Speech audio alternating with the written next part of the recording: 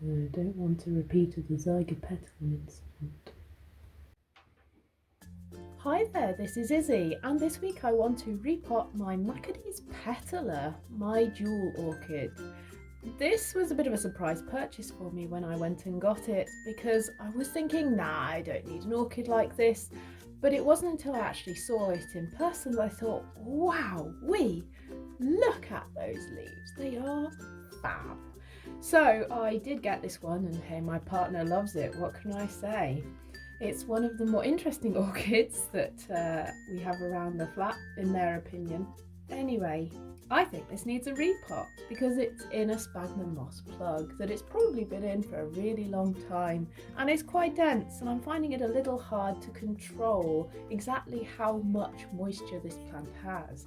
Macodes petola is native to Indonesia, Java, so it does like a moist and warmer environment, but I want to keep it more evenly moist, and that means putting it in a slightly different substrate for my house, and also maybe a slightly bigger pot or a much bigger pot. We shall see what the root system looks like. As for substrates, I think I'm going to try bark and sphagnum moss and a soil seramis mixture. And the reason for this is people say this plant likes fairly constant moisture but good aeration, and it tends to grow terrestrially in various kinds of substrates, which means that I don't think any of my single potting mixes are quite up to the job. If I just potted it in the seramis mix, that would end up being quite dense. If I just potted it in sphagnum moss, too wet, I reckon. And if I just potted it in bark, too dry. So let's take a look at this root system to see what kind of pot I can pop it into. Well, it's clearly in a sphagnum moss plug, so I guess that's still an option.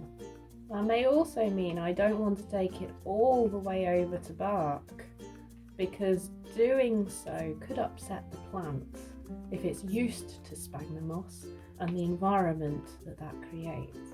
But I must admit, this sphagnum moss is much fresher than I expected.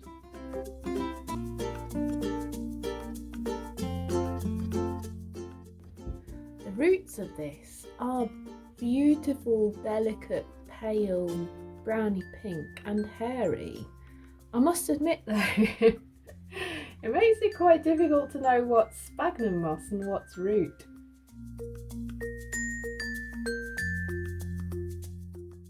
I also don't know how fragile these roots are, so I'm being very careful when removing this sphagnum moss.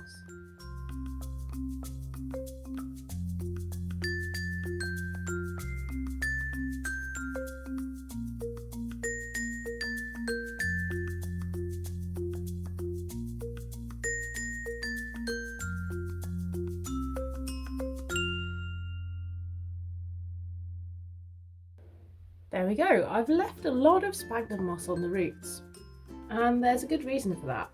They're quite hairy roots, and so they've clearly attached to all of that lovely moss. And I have got 3 clear, distinct roots. And so if I pull off too much of this moss, I'll certainly be damaging those roots. They also could be quite delicate, so I am leaving some of the moss on there in the hope that it protects them during the repot a little bit, and that the plant adapts quickly to another pot. Now that's quite a healthy root system, and I'm going to go for a slightly larger pot than perhaps is necessary, mostly because I have a lot of this size of pot and not many of other sizes of pot, so I'll see how it does in this pot. But I also just want to point out there's a little nubbin over here, and I don't know if that is perhaps a new shoot or something, or a new root. There's another little nubbin down here that could be a new root, and so it's always interesting to see what on earth these will turn into on this plant, because I just don't know, because I don't have another jewel orchid. So I'm going to mix up some potting mixture for this, and I'll be back in a second. Okay, so I've got a mixture here of sphagnum moss this strange ceramic and bark mix that I don't know what to do with very often, and my usual bark. I will see how this goes. I'm not particularly enjoying the kind of black look on the sphagnum moss right now, but hey, that's purely aesthetic. If the plant likes it, then it's all fine by me. But let's see whether the plant likes it or not. And there we have it, one Macodes petola repotted.